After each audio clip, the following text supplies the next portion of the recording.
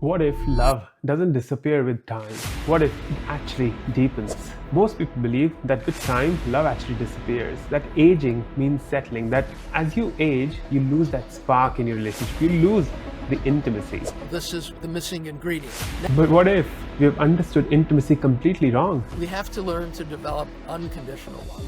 In this conversation, we explore something rare: how relationships can become richer, deeper, and even more passionate with time. We're going to work on those kind of issues for our whole life. If you're in a relationship and you've lost that spark, you've lost the intimacy, then this conversation is just for you. It'll help you reignite that spark. Welcome to the conversation, Dr. Stewart. I'm looking forward to this. Yeah, thank you. Thanks for inviting me. It's intriguing to me, this idea about fertility, spirituality, and how our bodies intertwine all of this. And I'm looking forward to understanding more through that. But the first question that we ask our guests, Dr. Stewart, and to put them into the deep end of the pool for our listeners, is that if that 8-year-old Stuart, wherever that 8-year-old little boy was growing up, if that Stuart would come and meet you right now, what kind of a conversation do you think will emerge between the two of you? Well, since my lifelong meditation and commitment was to fertility, human fertility, meaning families, people choosing to create children, the mystery of gender and generativity, for me to talk to my 8-year-old self or vice versa, I think it would be bring tears to that little boy's eyes, that as my adult self, I never forgot where I came from, where we all come from. We all came from parents and families and childhoods and adults. He would be proud that as an adult, I never forgot that. And actually, my whole career was to be sure that the flow of life, it's sad when we get into it, that I did see that life, fertility was left out of the picture, and even left out of the picture as spiritual traditions from India, which was my field, which are saturated with fertility. But by the time it came to the West, and even to this day, it's been 50 plus years, fertility is not understood as so core to yoga and meditation and Buddhism and so on. So I think my little self would have tears in his eyes, and me too, that I stayed true to the origins and blossoming of children into adults and parents and grandparents and great-grandparents. As I'm listening to this, there's a very interesting sensation going through all of my body, because I'm just reminded of how we all grow through life. And yet, so many times we forget how connected we are to our roots, how we were born, how we were raised, how those early days were. And yes, we can come out, and we should come out of, if we have had trauma in that life and if we have had joy to build something new throughout this life. What's your connection with that 8-year-old self? Well, I take the fantasy you're describing as my 8-year-old self would have seen what happened since 1949, which is when I was born, and 1950s when I was 8, and 60s when I was a teenager and in college. It's something happened that we would have never thought possible, but now has become just the way of the modern world, and that is that fertility would be controlled, and it would be called giving particularly women, but women and men, a certain kind of freedom to suppress fertility, suppress the ovulation cycle, and create a defertilized sexuality. And it's when I say things like this, it's kind of shocking, because this is what we call sexual freedom. And I'm saying I lived before the sexual freedom, when fertility was not controlled. It was part of life. I mean, in the green ecological environment, we want sustainability. But in terms of the human being, my younger self would see, oh my God, I'm glad my older self was paying attention. And I did. I did in college, the original research on the contraceptive pill when I was a college in pre-med. Like many students, you're assigned lab research. And so that was not by choice, but by the course I took. So I've been tracking the results, the impact of that. Now I see it as arbitrary. The world just accepts it. Like we accept the existence of abortion and contraception, and that it's unquestionably a good thing, or there's an opposite point of view and they can't get along. So really, with my younger self and what I in my study, particularly of world, not just religions, you could say, but going back to the first religions, which were the pagan fertility cults. We've all probably heard this phrase that the earliest spirituality was in Europe was called fertility cults, pagan fertility cults. And actually, we find that in the translations that I come up with that yoga is a fertility practice. Sun moon is male female in a very cosmic way, and we're dealing with the fertility of regeneration, of vitality. So fertility has two parts, not just creating babies, but mitosis, which is the reproduction of every cell, which is something like 4.9 million times per second. Our cells divide. We don't even are taught that simple mathematics. I think it's 4.9 or 4.7. It's about millions and millions of times per second is our actual life. And so this Mm. is fertility. This is DNA. We talk about DNA, but not the living experience of DNA. Yeah, I think my younger self and my would say, wow, you really stayed true to the path of life itself. And yeah, from a scientific point of view, I was it never left my origins, even though I changed majors, but from pre-med to studying religions and then staying in touch with the scientific literature in which fertility went sideways. And I'll stop it right now because there's a lot more to unfold than the simple introduction to we have to get back in touch as liberals, not just as conservative people, with a kind of arrows. If I can go one more step, the great treat that I found is you could call it a second level of erotic liberation, in which fertility worship is a much more profound type of sexuality. By letting the fertility back into our bodies as either mitosis or meiosis and ovulation, and for that matter, spermatogenesis, which is also a 40-some day cycle. We don't even know that, but it's quite true. It was known in Indian Ayurveda, but also now in Western science as well. So we have a living fertility going on, and we know very little about it and what kind of sexuality comes when you're with your partner, your girlfriend, boyfriend, or your wife, your husband, and you're revering them because you know that they are the source of life, and they too about you. So that's just a little glimpse of the resolution. And my younger self would go, wow, you're doing a huge service for humanity, because childbearing has become like ambivalent. A lot of people don't want kids. They Mm. want, they want to abort what is more of a preference if they get pregnant. And I'm saying, wait a second, there's a whole sexuality that is poorly understood as Tantra, Mm. which so far is not that much different from defertilized Mm. sexuality, contraceptive sexuality, abortion requiring as a backup kind of sexuality. It just lasts longer and is more intimate. But this is thousands of miles away from what I'm talking about, and real Urdhvareta, if I introduce a Sanskrit term, which is the blossoming of fertility. That's what Urdhva, upward blossoming, downward rooting, like a plant of the seed of the human fertility. And that's what yoga is, yoga postures. Meditation is when the blossom happens in the mind. It's fully blossomed. And then is the creation of families or high levels of creativity, which I'll tell you my life story as an adult, which is it's a track record of the way I lived, which was exactly what I'm now talking, revering fertility, Mm. meditating on it, and tapping the creative powers that humans can of the cosmos, which is endless. That's not just one generation. Fertility traces back thousands, I don't know, millions of generations, Adam and Eve, something way back. And the potential forward is also theoretically infinite. Our Mm. children's children's children's children's children is a theoretical possibility. So that's the world I want to revive. The Mm. world of connection to the past and outside of the trauma world, because what I also would make a little footnote to the side is that we got overly looking at childhood from the Dr. Freud, the medical doctor. Mm. We look at what's wrong with the family.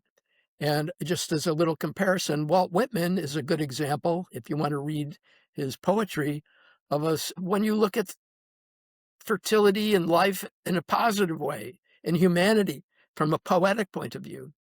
And so that's what I did. I followed Walt Whitman's approach to even family dynamics and growing up in a family. And instead of looking at pathology, yeah, I can see how people can see struggle and misbehavior and all kinds of things. But I learned how to see people trying, and not only trying to do the best they can, but how to help them do better instead of tell them what their diagnosis is or Mm. their childhood pattern or the trauma. I was always committed to forgiveness and admiration and learning and growing. And so my 50 years as a therapist, which you mentioned, was filled with an alternative to what my colleagues were doing. They weren't divorces. They were like marriages. And now I'm 50 years into my career. Now they're having grandchildren. And my colleagues, they help many people get divorced. And many are now single in their 50s, 70s, 80s years old. We even heard about it in the last election cycle in America, that older women can have cats instead of kids.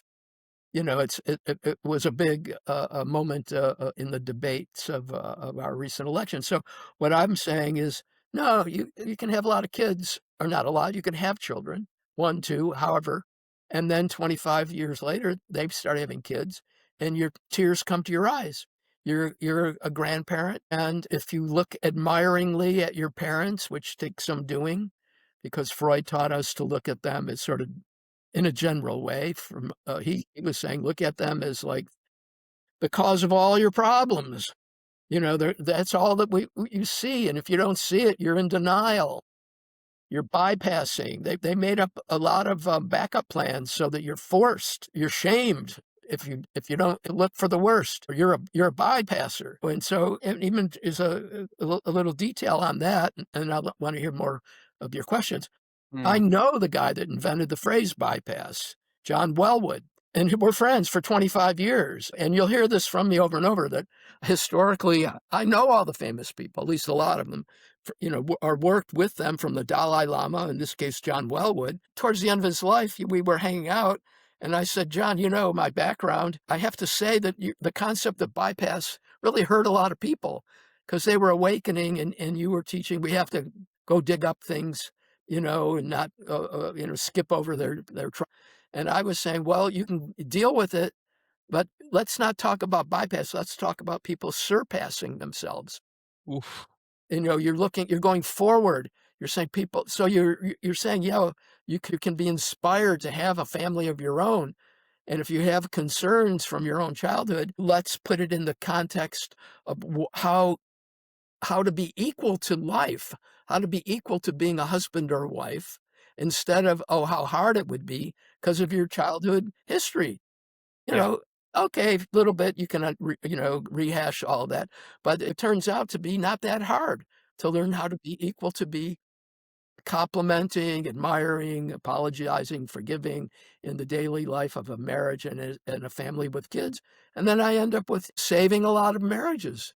Mm. So Mm. my emphasis is, accumulating all the skills to have created a 55-year career in many different domains, not just in family work, Mm. international work, and writing books on yoga, Kundalini awakening, lots of other topics. But right now we're sort of dwelling on the beauty of family life and fertility.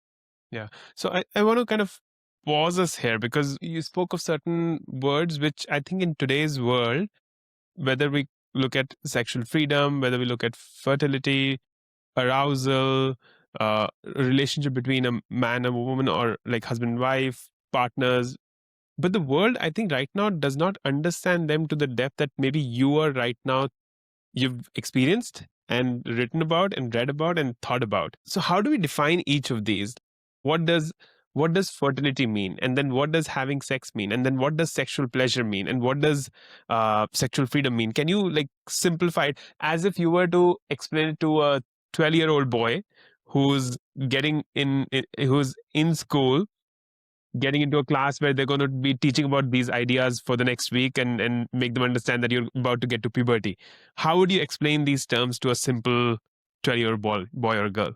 Yeah, let's say 16-year-old, just a little bit older. 16-year-old. Let's get to 16. Okay. A little bit older. But Yes. and I have to add in some degree of experience with psychedelics. Not that it's essential to life, but it gives many people who've had that experience of a psychedelic, whether it's MDMA, which is called an entheogen, or psilocybin or LSD, these different things. It gives people an experience of an expanded state of consciousness. And in fact, when that happened in I say that was the blossoming of what we call the interest in spirituality. It originated when LSD hit the college campuses, and I was a college student then. I lived in that historical moment. So I would say to a 16-year-old, particularly if they've experimented and they've done, let's say, mushrooms, I'd say, you know what? Your body creates its own hormones that have the effect of mushrooms. Your body creates the chemistry that is the same as ecstasy, MDMA. And the science, not to get too much into it, but to just say one word, salivary immunoglobulin A. That's a pretty scientific sounding word. In the tantric tradition, it would be called madhu, or honey. That saliva can get heightened when we are inspired. There's plenty of research on salivary immunoglobulin A as a scientific secretion in the mouth that shows it increases when we feel love, when we're inspired. The original experiment was watching Mother Teresa videos and then measuring the saliva in people's, that SIGA went way up. Why? Because they were feeling awe and reverence up towards Mother Teresa, who is, like a saint. And you could pick any saint. That was just the one they did, I think, at Stanford, where this research was done, Heart Math Institute. So what am I saying is I would say to this young person, your body can create the hormones that naturally elevate your consciousness, like what we see over here artificially with mushrooms. In fact, in the Rig Veda, they were taking mushrooms. That was what Soma was way back in the first religious text we have, the Rig Veda. But Soma was also studied in that text as a secretion of the brain. So the yogis were creating Soma from what we would call the hypothalamus, the pleasure center, the sex center. That's what the hypothalamus is known in science. Sixth chakra, roughly speaking, in yoga. The yogis were creating this Soma and getting very high, if I can say it that way. But it was normal. It would be what I call a puberty. Their bodies were normally living with that chemistry, just like a 13, 14-year-old suddenly gets fertile.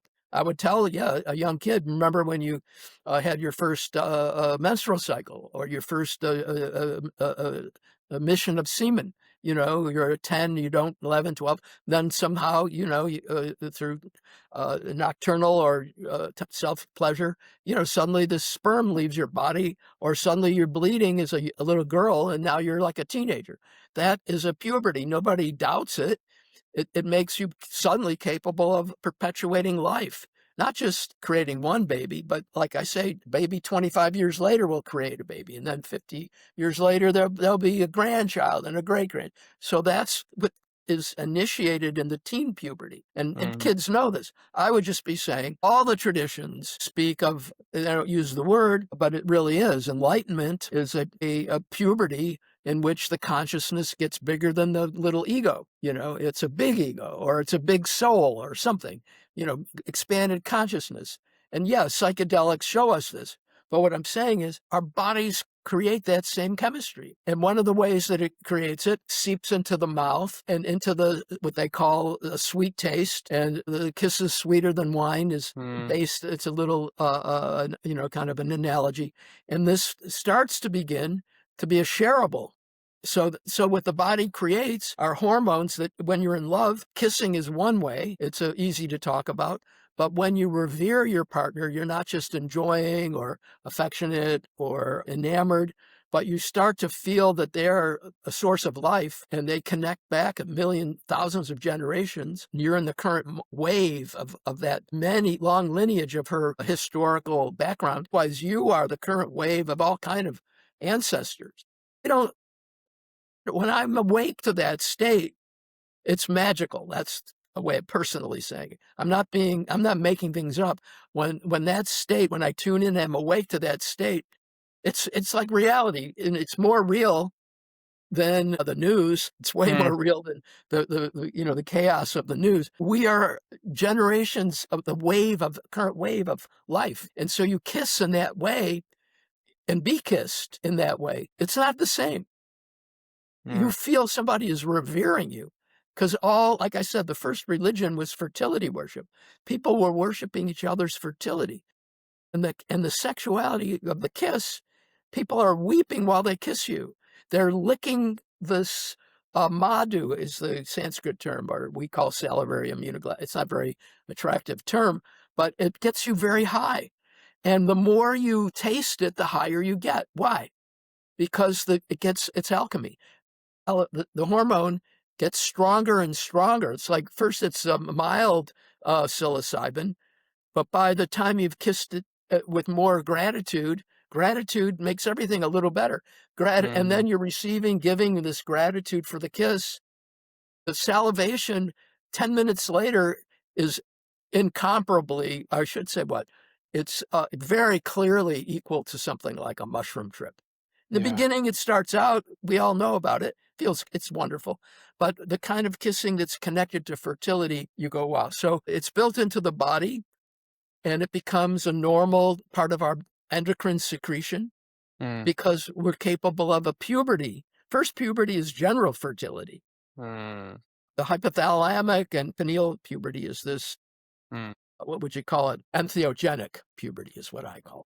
So what we're telling that 16-year-old is that your body is capable of creating these states of higher consciousness for which the world might tell you that you need a mushroom, you need some drug to get you there, but your body is capable of getting you there.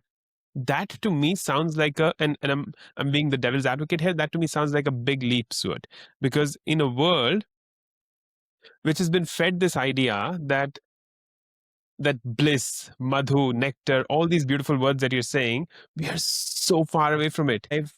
I feel like humanity today is just struggling for survival. And here you are presenting this idea of spiritual arousal, raising your consciousness, of feeling that bliss. How do you make them taste that nectar once as an individual to help them agree with what you and I are talking about? Well, one thing to say is the tragedy is the world is as bad as it is because this knowledge is not well known. The final awakening is the world. You see it as one family because fertility makes us one species. Our DNA unites us as a single family. And Vasudev Kutumbakam, as in the Indian tradition, we know is the highest perception of reality. But it's not what we see in the daily news. So, and why so is because it's a vicious circle. If we saw that we were one family, the Ukraine and Russian war would be impossible because they're all Slavic. I have the same blood. I have Ukrainian and Russian blood in my body. With myself, in some Semitic tribes, that's the Arabs and the Jews, they're of the same genetic heritage. And so when you're awake to this, I should say the reverse first, because we're not awake, people fight about things that are absurd. And so when you do get this awakening, you go, wow, this is the missing ingredient. Now, the leap is not that big, but you have to just have a couple more steps from the sweet. And this is, at least in my teenage years, it's a little more complicated. But the first kiss, was very excited experience. Contraception didn't really exist. An easy thinking of how you're going to have sex because there wasn't much preparation. There's a little training, condoms and stuff, but it was a little bit dicey. So kissing, though, we can talk about. Everybody enjoys kissing, I think. I hope I can find a first step that is non-debatable that we know I'm talking about. And so all that you have to do is kiss in a way where you start to revere your partner. In other words, you admire them. You don't just love them. You admire, you think they're a wonderful human being. You add in more elements to the sensuality. of who this person is. We call it intimacy. Intimacy is when there's something special between two people, more than just what can be through anonymous contact. You actually Mm. know each other. So the more of this that is part of a kiss, people, I mean, I'm not making anything up. Billions of people know what I'm talking about. Only thing I'm saying is when you feel that the cells are reproducing at millions of times, that how lucky we are to be alive, that's also not too far flung. If we can feel we're lucky to be alive, we're lucky to have met each other. It's a great synchronicity or gift, or high school, whenever it might be. Wow, we trust each other. We have to revive romanticism, if I can put it that way. That's a casualty as well. The romantic view, I'm not saying it's zero, but sexuality became so dominant that romantic love is in the background. Mm. So, I mean, you can go on and on about, Romeo and Juliet, your lips are as sweet as wine. And, this type of language, poetic language of, what is it? I looked, Juliet is the sun. I looked to the east, and Juliet is the sun. Romeo, Romeo, wherefore art thou? All this longing and romanticizing of love itself, sentimental. It used to be vigorous. I assume it isn't. I mean, I'm not like talking to millions of people, but from a distance, it looks like there's less emphasis on romanticism. So Mm. we could go on and on, but I just try to give a glimpse of that. It wasn't far away in the watch movies from the 30s and 40s and 50s, and you see, very charming couplings. And I'll just mention, since it's getting a little back to fertility, the musical Carousel. It's a historically useful play and movie where a guy falls in love, and his girlfriend says, I'm pregnant. And first he's not very excited about it, because it's going to change his life. And he's kind of a wanderer. He's not like, ready to settle down. But suddenly he sings this beautiful song about his son to be, My Boy Bill. I encourage everyone to go on YouTube and listen to this. You cry tears. And then he says, what if it's a girl? And he sings all beautiful songs about being the father of a little girl. And it's a very important musical, because back in the day it was just celebrating fertility. But now it's kind of a wake-up call. And what is it based in? Romantic love. Everybody should know as a starting point. And we Mm. need to prize, and we need therapies, if I can call it that, which is what I did. Therapies that were focused on romantic love, not on boundaries. Boundaries take care of themselves when people respect each other. You don't have to talk about boundaries.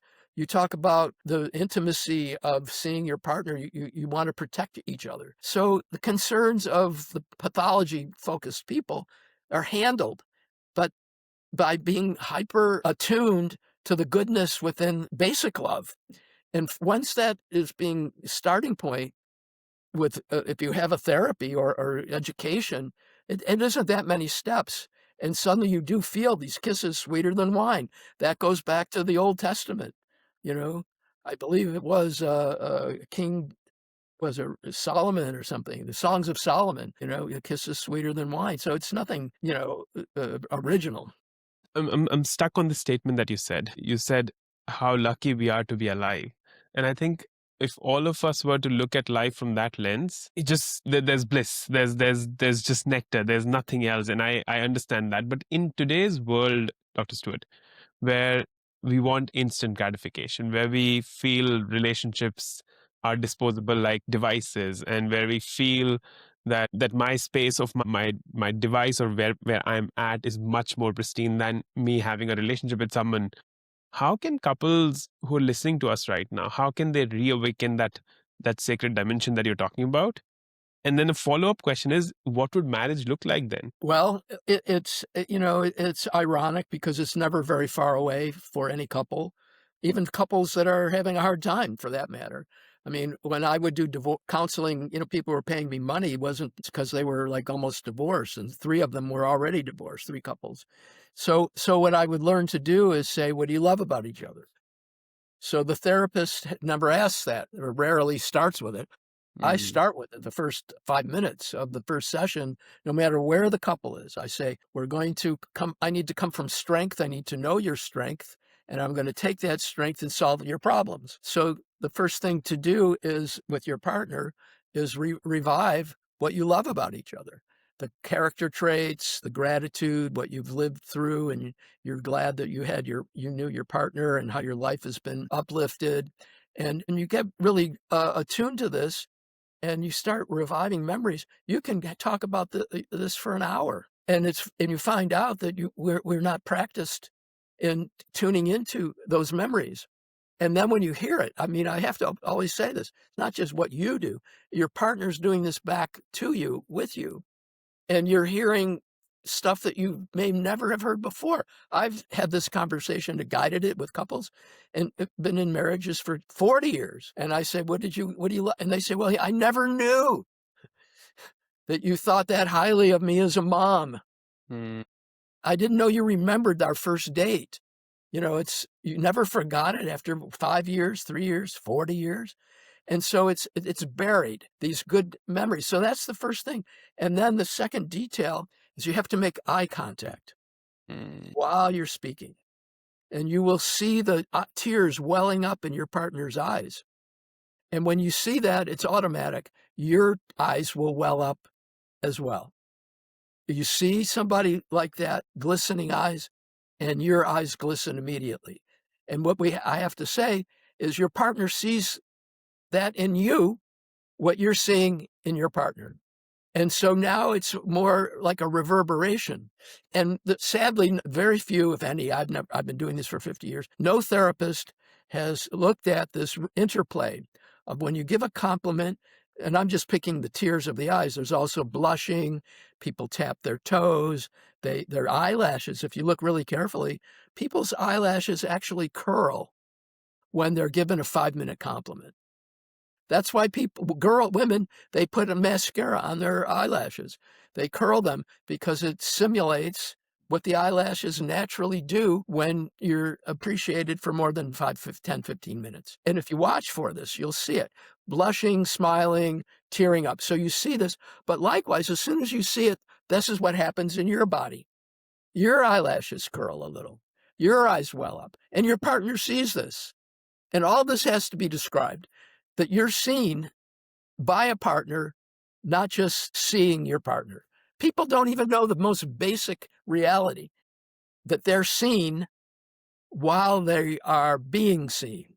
There's a lot of uproar about, I need to be seen, I want to be seen. But when you are seen, you have to notice that they're seeing you. You have to see them seeing you.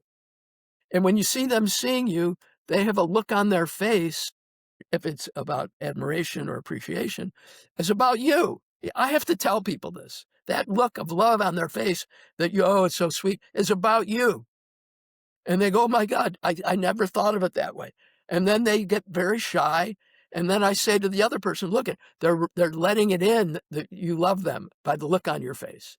And look at the effect, because they didn't know how to let it in. They didn't know to let it in. And then I say to that person, look at the impact you have on your partner just by smiling. And they say, I didn't know I had any impact. So people talk, they stop at the process, I want to be seen. And I mean, I was the president of my national therapist organization for 16 years, I think it was. And I've given this talk hundreds of, maybe 500, worldwide. And none of the therapists have ever done what I'm now describing, the interplay. And it's automatic. It's nothing you have to leap into tantra or anything. It's just paying attention and understanding that you're seeing somebody loving, giving you a look of gratitude, and then letting it affect you. And then the other person has to see that they had an impact on you by how they saw that they had an impact on you. It's harder to put into words. It's like ping pong. It goes back and then you go, oh yeah, wow, nobody's ever mapped this out. Zero have mapped it out. So therapists don't have even the simplest understanding of the interchange of being admiring, being loving. And then what happens?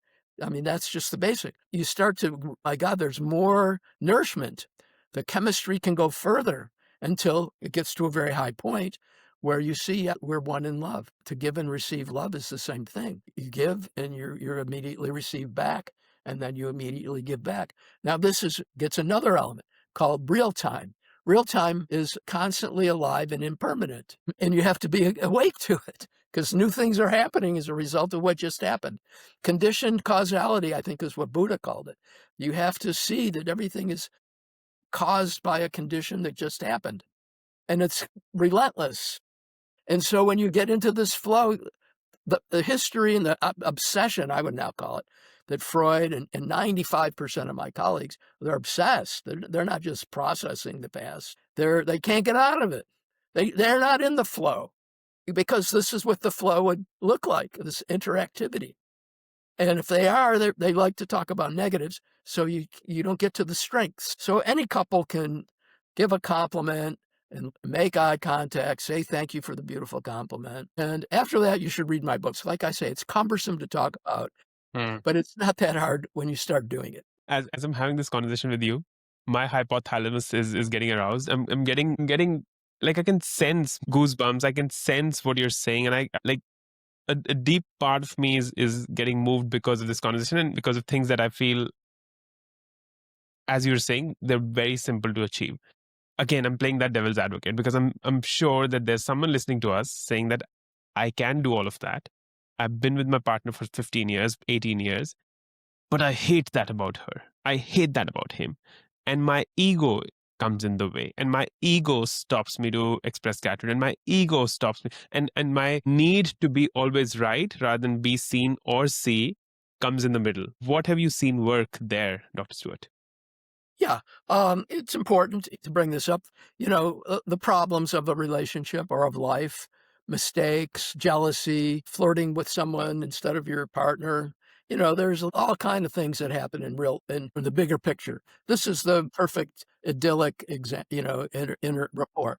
But yeah, these things happen. The main thing that I say is we're going to work on those kind of issues for our whole life. It may get better, but things keep happening, different things, aging, new things happen as you get older that are challenges. And so we have to embrace real life, which you're asking me to do, is beyond this, very concentrated meditation on love and so what I have to first say is not to make a big deal of like, oh, why is this happening? And then look to the past too much. A little bit, your family, your parents, okay. But it's part of life. Even most perfect marriage is going to have crises, whether they're monetary or becoming a parent or employment and in-laws. There's all kind of, like what you're getting at, dislike. And, so we have to work on those and accept that that's part of life. Why is this important? Because many people, one thought comes to mind is, I want a divorce. I don't like this person. And so we have to learn to develop unconditional love. In fact, when you talk about hypothalamus, great article. I love you from the bottom of my hypothalamus. It's about, I think, 5, 6 years old by now, or maybe older by now. And it debunked fight or flight. Fight or flight was like, hardwired into the brain. That was what we thought. That's what we were told. But the research now, that article had 90 articles in its bibliography, and that's been years ago. I should recheck it. That it's debunked. The brain can develop unconditional love. There's a circuitries in the brain that are beyond stress reduction, that we get stronger through stress. Loyalty is a good name. Loyalty is through thick or thin. And so one thing to tell couples is you're staying with me even though I'm like this. I'm staying with you even though I have these issues. I'm loyal. And yeah, you're with me through thick or thin. And then, yeah, you work on these different traits, whether it's, you're always late, or you don't clean up as well as I do, or you don't listen as well as I do, or don't give as much admiration. You're too critical. Yeah, there's many habits that we try to get better at. And we make mistakes before then. And so what we want, and I'm just saying the science is there, and it's maybe the most important thing I'm sharing, is that fight or flight, and they've added to it, faking and fawning and all kinds of things, but it's all bad. It's been debunked. And you can read the article, and it talks about, character. We don't just have an ego, we can develop character. Character means you have strengths, we have depth, not just an ego. And one of the great traits is loyalty or commitment. And it's hardwired into the brain. It's not just a principle of some sort. It's hardwired that when you forgive and process and don't break up all the time, these circuitries outside of so-called fight or flight are there to awaken, and those brains are different. And you see it in many couples, if not all, that are married and they have attained this loyalty, and they're proud of it. Many times, I'll tell you a sad thing. Many people have had tremendous lives, and they're not giving themselves credit for it. Mm. They're a father or a mother, and that Freud, all these people, our culture doesn't think that well, at least big parts of it, of being a parent. Parents are in the Indian religion, as you can remember, that people bow to their parents. Yeah. They touch their feet. I mean, that's unthinkable in America, but it's not unthinkable. And so that can be done. Like namaste is better than shaking hands. Namaste, I bow to you. But actually touching the feet, adults, why? Because they gave us life. So you start to, again, revive who we really are as parents and husband and wife, and whatever the gender preference may be. There's special conversations about all of that. But basically, you get more maturity by, yeah, I did this, I forgive. And then the simple thing is, how are we going to do it next time? That's Mm. all we have. We have the future, more important than the past. How are we going to do this differently next time?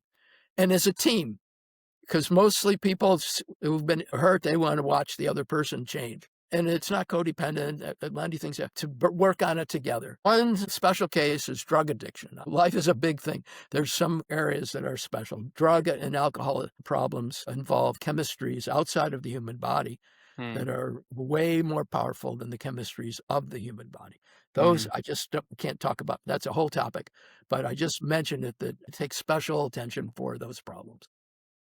I just had a mental orgasm because when you said what you said, this idea of unconditional love, and for me to understand that there's this process that brain can get to this wiring, I think just helps me clarify so much personally for me. And when you said namaste, I heard this from someone I deeply admire. He was in a large crowd speaking to them, and he, at the end of that large crowd in the US, did a namaste. And he's someone from the Indian origin. Shout out to this person if he's listening. And he explained it to us, saying that the divine in me bows to the divine in you. And that's what namaste means in the Indian culture. And if we can imagine doing that to each other, then this idea of Vasudeva Kutumbam and this we as world as one family, and it just solves so many beautiful, beautiful things. But I want to go back. You said fertility and reproduction, they're two different things. And I think there was somewhere you were ideating how the world has shifted over the last 50 years on how it understands fertility, sexuality, and spirituality. What have you learned about these topics that you can summarize to this 40-year-old, not even to the Okay. 16-year-old? Yeah, like the reason I've written, 5 books is it takes a lot of words to really do justice. So the Yes. first thing I would say, read my book, Your Perfect Lips. It's a short book, it's 100 pages, and it's poetry, meaning it's not intellectual, it's very emotional, and it's real. I wrote it when I was in the highest year-long version of what I'm talking about. And I thought, I'm not going to write a scholarly book. I'm going to write from my heart. So, and when I read that book publicly for maybe a year or two, I cried every single time because it was alive.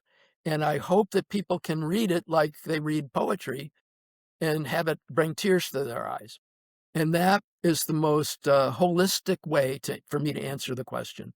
Read that poetry book of The Love Affair, in which all this just happened for real. And I describe the Sanskrit and all the theory, but in a way that fits into a love story. So that's for future reference. For a podcast, like making a commitment to 10 minutes every day or whenever you can get around to it, to admire and thank your partner mutually with each other. That changes lives right there. And then because it leads to when you're apart, you're thinking well, you're remembering what you said. Most people are thinking of the worst thing that they can think about their partner and the worst thing that happened. And they play it and replay it in their minds endlessly, what went wrong. And So that's what they live, their worst memories. And you never get around to talking about what I'm saying.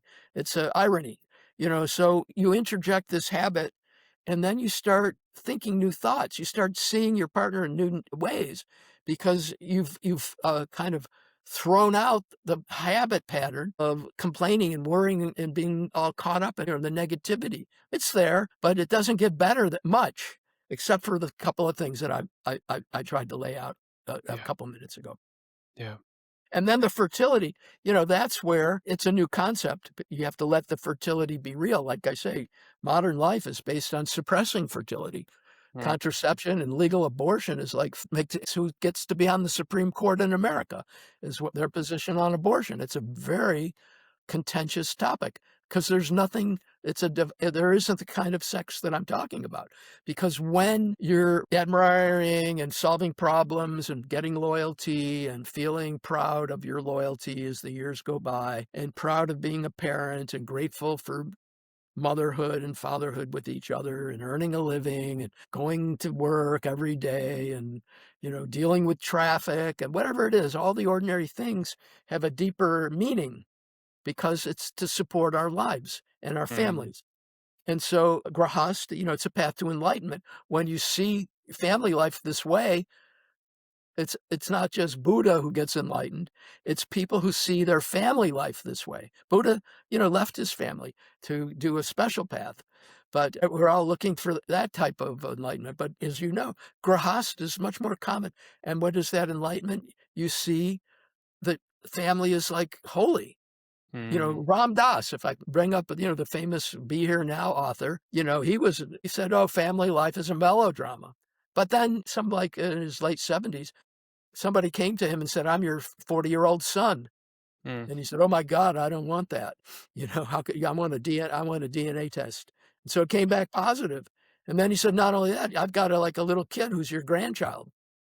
And Ram Dass taught, oh, family life is a melodrama. If you want to see if you're grown, go be with your parents and see how you do. And then he started saying, he saw his little grandchild, the tears came to his eyes. He said, I really messed up, my friends. I use the F word, if you don't mind. That's what he would have thought. I really blew it. I was teaching that family was a joke. And now I'm looking at my own child. He said it. You can look it up in my writings. There's an article, was it Ram Dass Has a Son is a famous online article, and I wrote an essay about it. He said, I made a mistake. Family love is spiritual. He says that this is in the 2000s. After teaching the opposite for like 40 years, and billions of people billions Mm. misled that family life is just, and Freud, he was coming from Freud, family life is a big hassle. So Mm. it would all be very different if we were at this new starting point. And I Yeah. hope the future will be that Yeah. people will look at their parents this way. Yeah, we look at the world, seems like a million miles away what I'm talking about. But my Mm. whole life has been like that. Mm. I was the first person to build green. You know what green is? No. Sustainable architecture. You know, recycled materials to build the thing. They were green city lofts, in California. We've heard about green and recycling and all this. Well, I took it seriously. But the point I'm making is nobody done this before.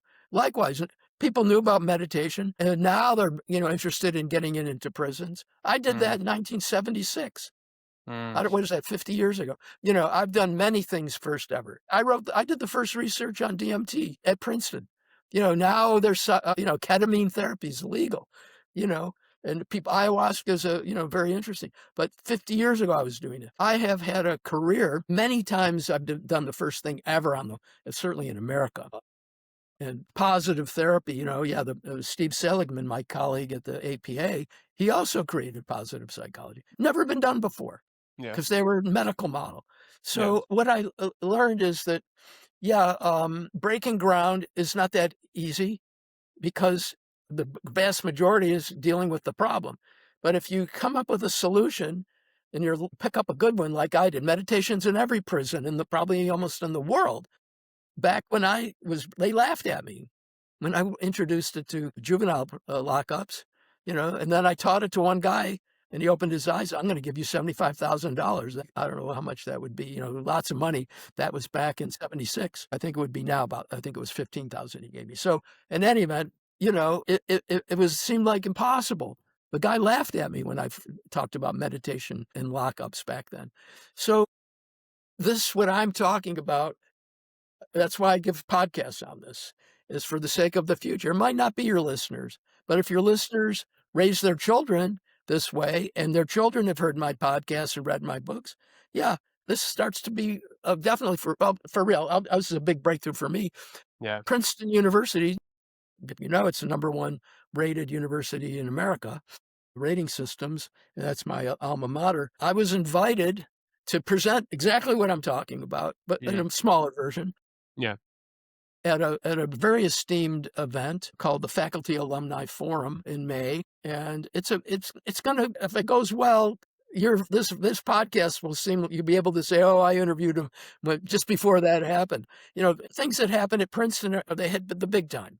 Yeah. And the Yeah. guy that invited me, he got a Pulitzer Prize. You know what a Pulitzer Prize is? It's the highest award a journalist can get. Ray Allworthy, you know, came up to me and said, Stuart, be sure that you submit your life's work to our project because we want, and then somebody else says, we want you on the Faculty Alumni Forum. You know, we'll Mm. see if that can happen. If it can't, Mm. we're going to let you speak somewhere else. You Mm. know, so I've been talking like this, for 50 years. And Yeah. now the time has come. And Yeah. everybody everybody has their own mission or their own whatever they're, discovering. And if it's world changing, it's not going to happen overnight. It's going to happen little by little, but 5 years, 10, in my case, 20, 30, 40, 50 years, because I stayed to my original interests and deepened them. The world is catching up with me. What gave you the courage to be persistent on the path, Stuart?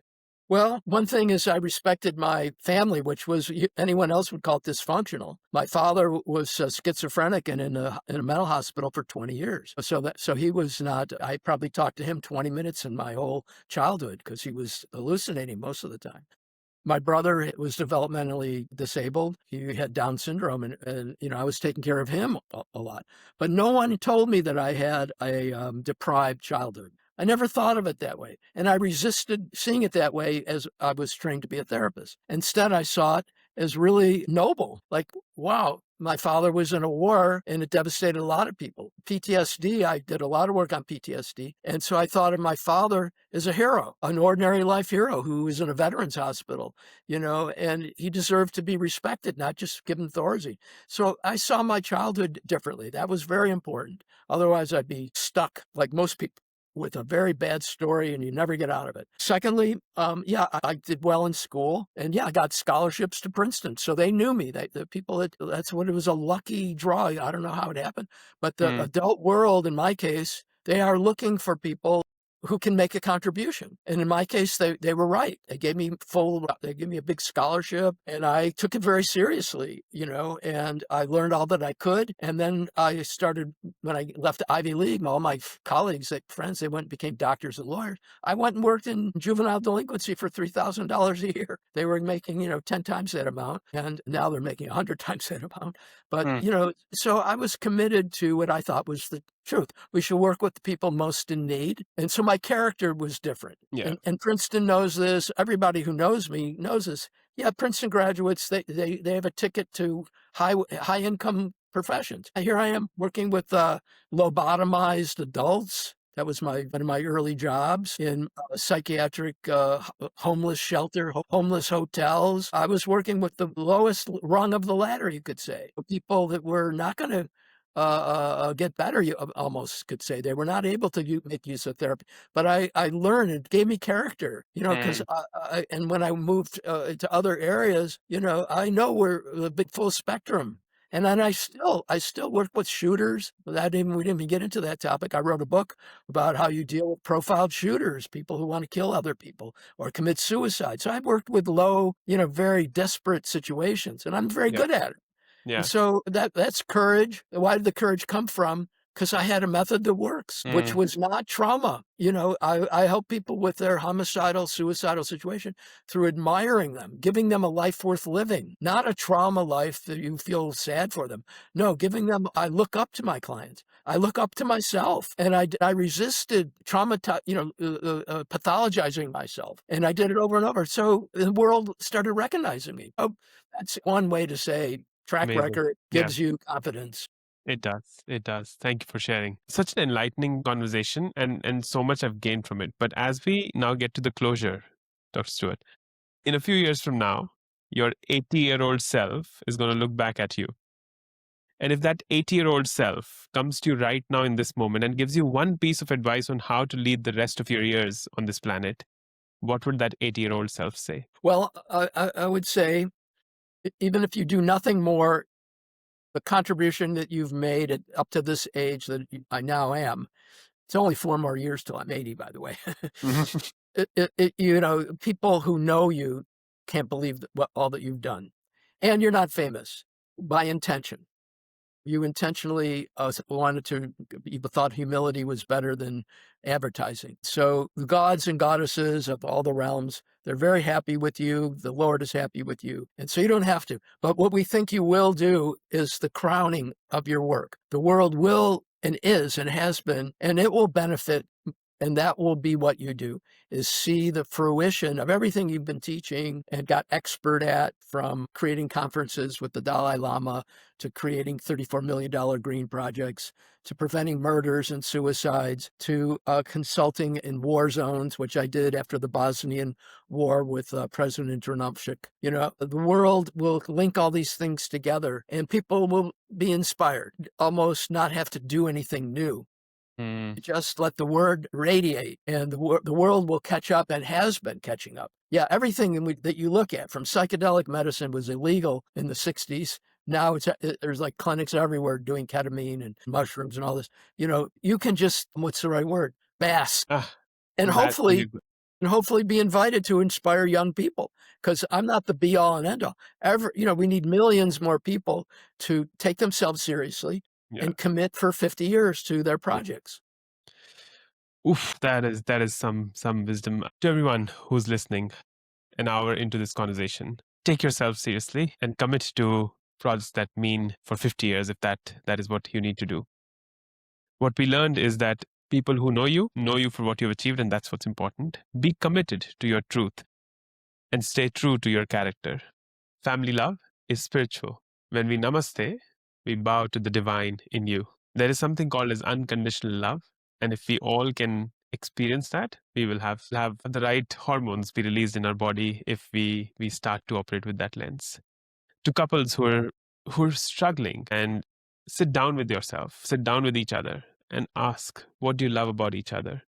Make eye contact, be heard, be seen, value them, see them, and hear them. If you can learn to revere your partner and see them as a source of life, that'll just amplify who both of you are.